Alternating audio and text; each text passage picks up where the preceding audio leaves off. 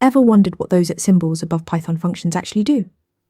They're called decorators, and they're one of Python's most elegant features. A decorator is simply a function that modifies or wraps another function.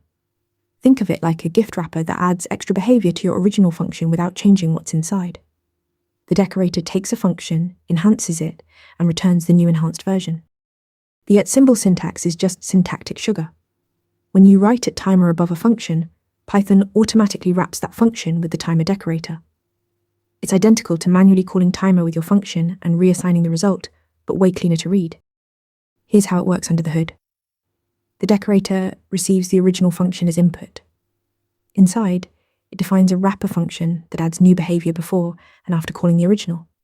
Finally, it returns this wrapper function. When you call the decorated function, you're actually calling the wrapper. Decorators shine in real-world scenarios. Use them for logging function calls, enforcing authentication before executing code, caching expensive computation results, or measuring execution time. You can even stack multiple decorators on one function or create decorators that accept their own arguments. Remember, decorators are functions that wrap other functions to add behavior without touching their code. Master this pattern and you'll write cleaner, more maintainable Python. Keep practicing with Interview Mentor. Ready to practice for your next interview? Interview Mentor lets you answer real questions just like this one. After each answer, you get a detailed grade and personalized tips to improve. Watch your scores climb as you keep practicing.